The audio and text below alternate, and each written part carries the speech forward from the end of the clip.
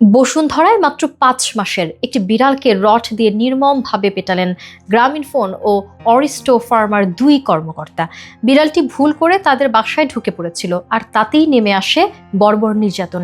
এর আগেও তারা একটি অসুস্থ বিড়ালকে ৮ তলা থেকে ফেলে দিয়েছিলেন বলেও অভিযোগ উঠেছে তাদের বিরুদ্ধে। ফ্ল্যাটের বাসিন্দা গ্রামীণফোনের ডেপুটি ডিরেক্টর কাজী হাসান মাহমুদ ও তার স্ত্রী অরিস্টো ফার্মার কর্মকর্তা ফারহানা খানম। তাদের গৃহকর্মী মজিদাকে দেখা যায় বিড়ালটিকে রড দিয়ে নির্মমভাবে মারতে। মুখে রক্ত, শরীর ফুলে গেছে, কাঁপছে, নড়তেও পারছিল না সে। বিড়ালটির মালিক পাশের ফ্ল্যাটের একজন প্রাণীপ্রেমী প্রতিবেশী। শব্দ শুনে দৌড়ে এসে উদ্ধার করেন নিজের পোষা বিড়ালটিকে। তবে তিনি শান্তভাবে প্রতিবাদ করতেই অভিযুক্তরা শুরু করেন চিৎকার, গালাগাল আর মামলার হুমকি। গৃহকর্মী মজিদা স্বীকার করেন তার ম্যাডামই তাকে নির্দেশ দিয়েছেন বিড়াল মার। এটি কোনো বিচ্ছিন্ন ঘটনা নয়। মাত্র ৬ মাস আগেই এই একই দম্পতি আরেকটি অসুস্থ বিড়ালকে ফেলে দিয়েছিলেন ৮ তলা থেকে। ফুসফুসে চোট পেয়ে টানা ৯ মাস চিকিৎসা চলার পর মারা যায় সেই বিড়ালটি।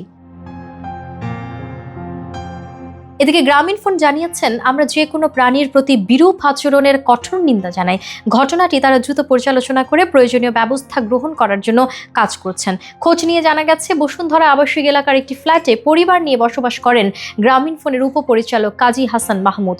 সোমবার ১২ মে দুপুর ২:৩০টার দিকে পাশের ফ্ল্যাটে পরিবারের সঙ্গে থাকা ইলমা নামে এক তরুণীর পোষা বিড়াল কাজী হাসান মাহমুদের বাসায় ঢুকে পড়ে। এতে ক্ষিপ্ত হয়ে বিড়ালটিকে লোহার রড দিয়ে মারা হয়। এতে পোষা বিড়ালটি রক্তাক্ত হয়।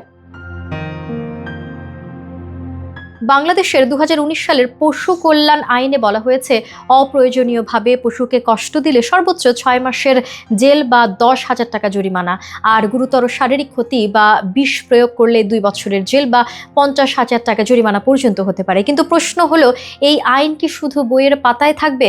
একটা প্রাণী নিজের কথা বলতে পারে না বলেই কি আমরা তার কষ্টকে উপেক্ষা করব?